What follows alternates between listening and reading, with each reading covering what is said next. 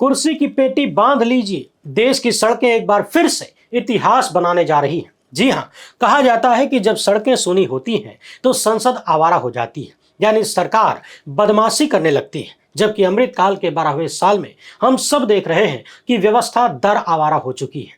कोई जवाबदेही, कोई जिम्मेदारी नजर नहीं आती। लोकतांत्रिक सरकारें तानाशाहों से भी बदतर होती जा रही हैं। ये आरोप हर दिन लग रहा है। बाबा साहेब डॉक्टर भीमराव अंबेडकर के पोते ने कांग्रेस अध्यक्ष मल्लिकार्जुन खड़गे और नेता प्रतिपक्ष राहुल गांधी को कई पन्नों का पत्र लिखकर साथ आने का आह्वान किया है। इस पत्र में इन्होंने देश के हालात का जिक्र करते हुए गांधी के रास्ते पर चलकर गोडसे के मानने वालों को सबक सिखाने का आग्रह किया है। प्रकाश अंबेडकर अपने पत्र में क्या कुछ लिख रहे हैं उस पर तो चर्चा करेंगे ही, साथ ही बात करेंगे कि कैसे देश के किसान संगठन राहुल गांधी से मिलकर आए हैं और यह मुलाकात गुजराती जोड़ी की खटिया खड़ी कर सकती है। जी हां, साफ साफ कहें तो खाली नरेंद्र मोदी और अमेरिका के बीच जो डील हुई है उसमें भारत के किसानों के लिए कैसा काला भविष्य है उस पर भी चर्चा करेंगे, क्योंकि किसान देश भर की सड़कों पर उतरने के लिए राहुल गांधी का साथ मांग रहे हैं और गांधी ने बाकायदा चैलेंज भी कर दिया है। उधर सरकार में बैठे मुंहचोर लोग एक बार फिर से अपनी 56 इंच की छाती को छुपाने का नया जुगाड़ लेकर आए हैं ताकि सेना के अफसर इनकी डरपोकाई का प्रमाण जनता के सामने न रख दें। तो इन सभी मामलों पर एकदम तगड़ी वाली चर्चा करेंगे, मगर उससे पहले आप सभी से एक छोटी सी अपील है। पहली बार है तो चैनल को सब्सक्राइब करके घंटी बजा दीजिएगा टन से।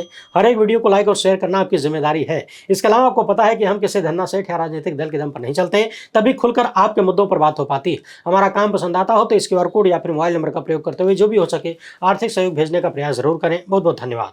सबसे पहले तो बीजेपी के घर से नरेंद्र मोदी की सरकार के लिए जो निकल रहा है उसको निहार लीजिए। बीजेपी के ही वरिष्ठ नेता है सुब्रमण्यम स्वामी मोदी सरकार के लोगों को बिल्ली बुला रहे हैं। जी हाँ, बिल्ली। दरअसल हाल ही में आपने देखा होगा सोशल मीडिया पर ट्रंप की एक वीडियो वायरल हुई जिसमें वो कह रहे थे कि मैं मोदी के राजनीतिक करियर को नष्ट नहीं करना चाहता।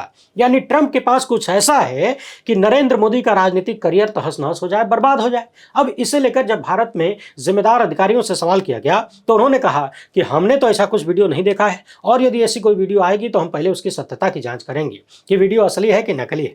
वैसे अब तो एक और बड़ा बवाल आ गया है। कांड करने वाले किसी भी वीडियो को AI वाला बताकर बच सकते हैं, बच निकलते हैं। बहरहाल ट्रंप के ऐसे बयान पर भारत की तरफ से कहा गया कि कार्रवाई करेंगे। तो सुब्रमण्यम स्वामी कह रहे हैं कि मोदी सरकार में शामिल कायर लोग अंततः म्याऊं म्याऊं करके भाग जाएंगे। यानी भाजपा के ही वरिष्ठ नेता कह रहे हैं कि मोदी सरकार में जो लोग शामिल हैं वो कायर हैं और म्याऊं म्याऊं कह के भाग जाने वाले हैं। अगर चीन और उसके चेले जैसे पाकिस्तान जैसे विदेशी सरकारें दहाड़ेंगी तो मोदी सरकार के कायर लोग म्याऊं म्याऊं करके भाग जाएंगे। मोदी की छवि ऐसी है कि वो मानसी सोनी जैसे युवा महिलाओं को डराकर विदेश भागने पर मजबूर कर देंगे। वैसे मानसी सोनी का नाम तो आपने सुना ही होगा। गुजरात की एक लड़की जिसकी जासूसी करने और करवाने का आरोप विश्वगुरु और नकली चाणक्य पर लगा था। कहा जाता है कि हुजूर एकदम लाहौट हो गए थे पीछे। उसी बात को याद दिलाते हुए सुब्रमण्यम स्वामी कह रहे हैं कि नरेंद्र मोदी किसी युवा लड़की को परेशान करके विदेश भागने पर मजबूर कर देंगे। खाली यही इनकी छवि है। आज न तो चीन न पाकिस्तान कोई भी भारत की परवाह नहीं करता। वो लोग मनचाहे ढंग से भारतीय क्षेत्र पर कब्जा कर लेंगे। हिंदुत्व का पतन निश्चित है। यानी सुब्रमण्यम स्वामी की नजर में नरेंद्र मोदी की हैसियत बस इतनी है कि किसी नौजवान लड़की को डरा के धमका के विदेश भागने पर मजबूर कर सकते हैं। बाकी चीन पाकिस्तान जैसे देश से लड़ नहीं सकते, वो लोग कब्जा करते रहेंगे। अब सबसे पहले इधर देखिए, डॉक्टर भीमराव अंबेडकर के पोते प्रकाश अंबेडकर जो कि वंचित बहुजन अघाड़ी के अध्यक्ष हैं, उन्होंने कांग्रेस अध्यक्ष मल्लिकार्जुन खड़गे और राहुल गांधी को एक राजनीतिक पत्र लिखा है और इस पत्र में इन्होंने प्रधानमंत्री मोदी पर बेहद गंभीर आरोप लगाते हुए पूरे देश में आंदोलन का प्रस्ताव रखा है। मुख्य रूप से इन्होंने 3 बड़े मामलों को शामिल किया है। पहला, देश की संप्रभुता। दूसरा, नीति स्वायत्तता, यानी भारत कोई नीति बनाए तो अपनी मर्जी से बनाए, विदेशी ताकतों के दबाव में नहीं। अगला है राष्ट्रीय सुरक्षा और शासन व्यवस्था।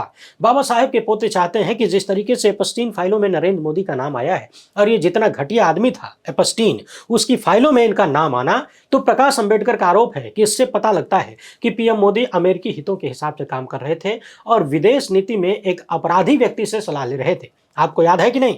जघन्य और दुर्दांत अपराधी एपस्टीन कथित रूप से कहता है कि उसने मोदी को सलाह दी, इजराइल में जाकर मोदी नाचे गाए ट्रंप को खुश करने के लिए और काम हो गया। ध्यान रखिए, यहाँ नाचने गाने का मतलब इशारों पर नाचने जैसा है, यानी कॉम्प्रोमाइज्ड होने से है। असली वाला नाचना गाना नहीं है कि ढोल मजीरा लेके डांस करने लगे। प्रकाश अंबेडकर का कहना है कि एक अपराधी व्यक्ति से विदेश नीति में सलाह लेना और उसके हिसाब से देश को चलाना भारत के लिए बड़ा घातक है। यह हमारी संप्रभुता और स्वतंत्र विदेश नीति के लिए खतरनाक खतरनाक है। दूसरा, भारत अमेरिका के बीच जो ट्रेड डील हुई है ये पूरी तरह से असमान है और दबाव में लिया गया है। भारत के लिए घाटे का सौदा है। अमेरिकी दबाव में हमने रूस से तेल खरीदना लगभग बंद कर दिया। पहले भारत के सामान पर अमेरिका में 2.5% टैरिफ था, अब 18% हो गया, यानी 7 गुना की बढ़ोतरी हो गई, जबकि भारत अमेरिका से 0% ले रहा है। प्रकाश अंबेडकर का कहना है कि यह पूरा समझौता यानी पूरी डील भारत को दबाव में लेकर किया गया है। भारत को दबाव में मतलब सरकार में शामिल लोगों को, नरेंद्र मोदी को दबाव में लेकर किया गया है। अगला मसला है चीन के साथ तनाव और सेना से जुड़े फैसले। इस लेटर में इन्होंने सेना प्रमुख नरवणे की किताब का हवाला भी दिया है। ये कहानी हमने पहले भी आपको बताया है कि कैसे चीन की सेना आ रही थी और हमारे विश्वगुरु फैसला लेने से कतरा रहे थे, सब कुछ सेना प्रमुख के कंधे पर छोड़ दिया। तो कुल मिलाकर प्रकाश अंबेडकर का कहना है कि प्रधानमंत्री मोदी पर विदेशी दबाव का प्रभाव बहुत ज्यादा दिख रहा है। भारत की आर्थिक नीति, विदेश नीति, सुरक्षा नीति अब राष्ट्रीय हित से नहीं बल्कि अमेरिकी दबाव से तय हो रही है। इसकी वजह से भारत की संप्रभुता कमजोर हो रही है, रणनीतिक स्वायत्तता खत्म हो रही है और देश की सुरक्षा पर भी सवाल खड़े हो रहे हैं। तो इन सारी चीजों को देखकर प्रकाश अंबेडकर कहते हैं कि चलिए कांग्रेस और अन्य विपक्षी पार्टियां मिलकर पूरे भारत में देशव्यापी शांतिपूर्ण आंदोलन करें। इसमें टीएमसी, डीएमके, बीएसपी, आप, आरजेडी, ट्राइबल पार्टियां और वामपंथी दल सब मौजूद हों। साथ ही साथ एससी, एसटी, ओबीसी, अल्पसंख्यक और सामाजिक संगठनों को भी जोड़ा जाए और इस आंदोलन का उद्देश्य होगा प्रधानमंत्री से जवाबदेही, पारदर्शिता और स्पष्टीकरण मांगना। ये सिर्फ राजनीतिक मुद्दा नहीं बल्कि राष्ट्रीय संप्रभुता और सुरक्षा का सवाल हो चुका है। यानी भारत के संविधान निर्माण में महत्वपूर्ण भूमिका निभाने वाले डॉक्टर अंबेडकर के पोते राहुल गांधी और कांग्रेस से कह रहे हैं कि देश चौतरफा संकट में है, इस संकट का कारण नरेंद्र मोदी है।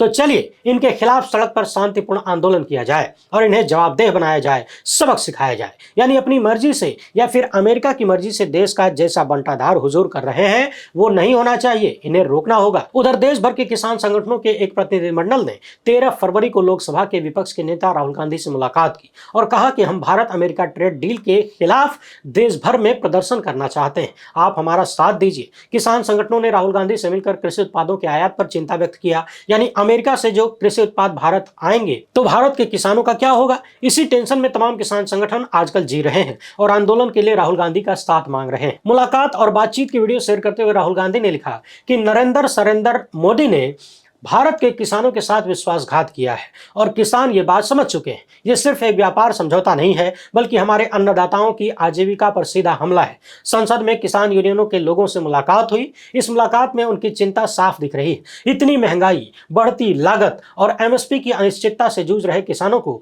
अब अमेरिका के किसानों के सामने खड़ा किया जा रहा है, जबकि वो इसके लिए तैयार नहीं है और अमेरिका के किसानों को भारी सब्सिडी और मशीनी ताकत से लैस है। ये बराबरी की लड़ाई नहीं है, एक तरफा दबाव है। सरकार के खोखले आश्वासन अब नहीं चलेंगे। किसानों के भविष्य का सौदा उनकी सहमति के बिना नहीं हो सकता। कुछ भी हो जाए, मैं और कांग्रेस पार्टी भारत के अन्नदाताओं के हक, सुरक्षा और सम्मान के लिए खड़े रहेंगे। अब आप दर्शक एक आसान से उदाहरण से समझिए कि भारत के किसान अमेरिका के किसानों के सामने क्यों नहीं टिक पाएंगे। आप जरा पिछले 10 सालों में ही भारत के चुनाव को याद कर लीजिए। भारतीय जनता पार्टी यानी बीजेपी और उसके गठबंधन, दूसरी तरफ हैं कांग्रेस समेत तमाम विपक्षी दल और लगातार आए दिन जनता के बीच माहौल न होने पर भी भारतीय जनता पार्टी को अभूतपूर्व जीत मिलती है। एकदम आसान भाषा में बता रहा हूं, सुन लीजिए। भारत के किसानों को कांग्रेस पार्टी समझ लीजिए और अमेरिका के किसानों को भारतीय जनता पार्टी समझ लीजिए। अब बीजेपी के पास अकाउंट में पड़े हैं हजारों करोड़ रुपया। हर स्टेट और जिले में बड़ी बड़ी चमचमाती ऑफिस, बड़ा सा गठबंधन संगठन, और जब जेब में भर भर के पैसा होता है तो पूरा गोदी मीडिया मुट्ठी में है। भयंकर वाला आईटी सेल है, ऊपर से ED, CBI, income tax, police, NIA, सब कुछ है। पूरी चुनावी मशीनरी है। न्यायपालिका किस तरह का व्यवहार कर रही है किसी से छुपा हुआ नहीं है। देश के चीफ जस्टिस आए दिन भाजपाई नेताओं के साथ हलवा पूरी चापते हुए नजर आते हैं।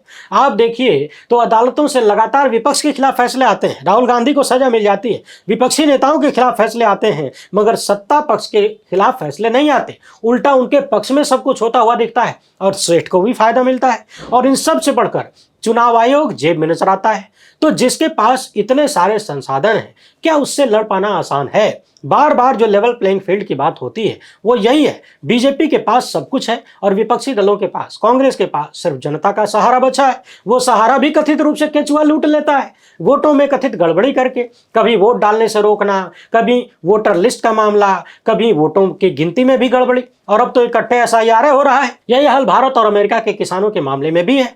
वहां के किसान किसानों को भर भर के सरकारी सब्सिडी मिलती है। उनकी खेती में बड़े स्तर पर तकनीकी का उपयोग होता है। खाद, बीज सब कुछ कायदे से और कायदे का उपलब्ध होता है। सबसे महत्वपूर्ण बात, वहां औसतन हर किसान को लगभग 12 से 14 लाख का समर्थन यानी सब्सिडी मिल जाती है। पैसा, अमेरिकी किसानों के लिए सबसे अधिक सब्सिडी कम्युनिटी फसल और आपदा सहायता मिलती है, यानी मौसम की मार किसानों को नहीं झेलना पड़ता।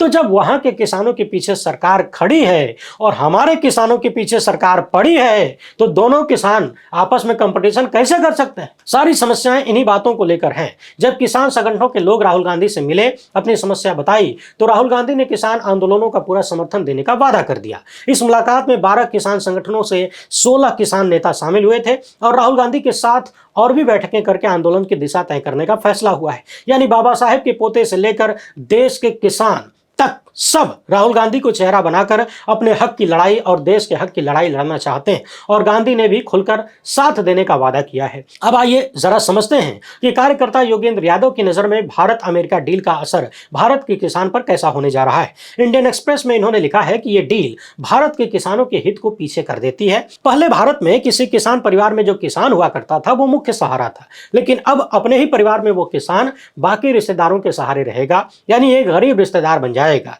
यानी यूं समझिए कि परिवार में अगर 4 भाई हैं, 3 कोई और काम करते हैं, बिजनेस करते हैं, एक किसान है, तो पहले जो खेती करता था वो मुखिया के रूप में दिखता था, अब उसे बाकियों पर आश्रित की तरह बना दिया जाएगा, यानी उसकी आय कम हो जाएगी, वो कमजोर हो जाएगा। योगेंद्र यादव लिखते हैं कि इस सरकार की नजर में अब किसान प्राथमिक नहीं रह गया है। भारत के किसानों को अब अन्य कमजोर समूहों में शामिल कर दिया गया है, यानी मोदी सरकार किसानों को मुख्य भागीदार नहीं मानती। इनका कहना है कि पहले भारत ने कृषि और खाने पीने की चीजों को अंतर्राष्ट्रीय ट्रेड डील में शामिल नहीं किया था ताकि किसानों को सुरक्षा मिल सके, लेकिन इस डील में कृषि उत्पादों को भी शामिल कर लिया गया, जो कि पूरी तरह से उल्टी व्यवस्था हो गई। अमेरिका को भारत में जीएम प्रोडक्ट यानी सोयाबीन, सोया तेल जैसी चीजों को भारी मात्रा में भारत में लाने का मौका मिल सकता है। खासकर मक्का और सोयाबीन किसानों के लिए नुकसानदायक डील होने वाली है। इसका मतलब है कि आने वाले वक्त में अमेरिका के ढेर सारे कृषि उत्पाद भारत में आ सकते हैं, जो कि भारतीय किसानों के लिए खतरा होंगे। इनका कहना है कि हालांकि कोविड-19 और हाल के किसान आंदोलन ने दिखाया है कि भारत में किसान बेचारा नहीं है, सक्षम है और निर्णायक है, लेकिन किसानों को नई राजनीति और नई नीति की जरूरत है ताकि आने वाले वक्त में इस तरह की डील में वो खुद को सुरक्षित रख सकें। यानी सोचिए, ये सरकार जिन लोगों के लिए फैसले लेती है, उन्हीं लोगों से कोई बातचीत, कोई चर्चा नहीं होती और फैसले हो जाते हैं। एक वीडियो जारी करते हुए राहुल गांधी ने कहा कि आइए समझाता हूं कैसे झूठ बोलने में माहिर प्रधानमंत्री और उनकी कैबिनेट भ्रम फैला रही है और किस तरह से वो भारत अमेरिका व्यापार समझौते से देश के कपास किसानों और टेक्सटाइल एक्सपोर्टर्स को धोखा दे रहे हैं। बांग्लादेश को अमेरिका में गारमेंट्स निर्यात पर 0% टैरिफ का फायदा दिया जा रहा है। शर्त बस इतनी है कि वो अमेरिकी कपास आयात करे। भारत के गारमेंट्स पर 18% टैरिफ की घोषणा के बाद जब मैंने संसद में बांग्लादेश को मिल रही खास रियायत पर सवाल उठाया, तब मोदी सरकार के मंत्री का जवाब आया कि अगर यही फायदा हमें भी चाहिए तो अमेरिका से कपास मंगानी होगी। आखिर ये बात तब तक देश से क्यों छुपाई गई? यानी राहुल गांधी यदि 18% वाली बात संसद में न बोलते तो मोदी सरकार के मंत्री ये राज न खोलते। और ये कैसी नीति है? क्या ये सचमुच में कोई विकल्प है या फिर आगे कुआं पीछे खाई की हालत में फंसने वाला जाल? अगर हम अमेरिका से कपास मंगवाते हैं तो हमारे किसान बर्बाद हो जाएंगे, अगर नहीं मंगवाते हैं तो हमारा टेक्सटाइल उद्योग पिछड़ कर तबाह हो जाएगा। और अब तो बांग्लादेश भी संकेत दे रहा है कि वो भारत से कपास आयात कम कर देगा या बंद कर देगा।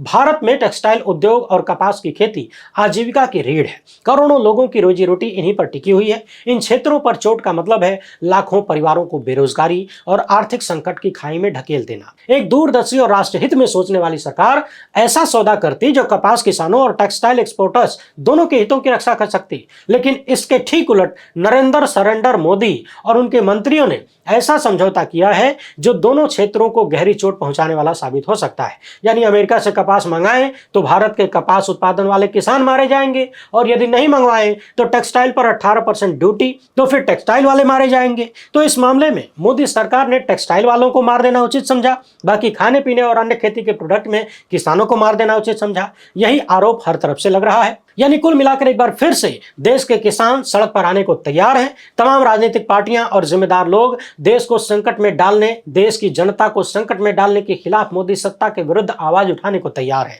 उधर विश्वगुरु की सरकार है जो अपना चेहरा छुपाने में ही लगी हुई है। उसे समझे नहीं आ रहा कि किस पर्दे के पीछे खड़े हो जाएं, कहां जाकर अपना मुंह छिपाएं। खबर देखिए, पता चल रहा है कि सेना के बड़े अफसर रिटायर होने के बाद 20 साल तक बुक पब्लिश नहीं कर सकते। ऐसा आदेश या नियम लाने की तैयारी हो रही है। यानी आप सोचिए कि सेना के मामले में, देश की सुरक्षा के मामले में, हथियारों की डीलिंग में इन लोगों ने कितने बड़े बड़े कथित कांड किए होंगे, जो इस तरीके से सेना के अधिकारियों को बोलने लिखने से चुप कराया जा रहा है, उनकी जबान बंद की जा रही है। उदाहरण से समझिए कि कोई सैन्य अधिकारी 60 या 62 साल की उम्र में नौकरी से रिटायर होगा।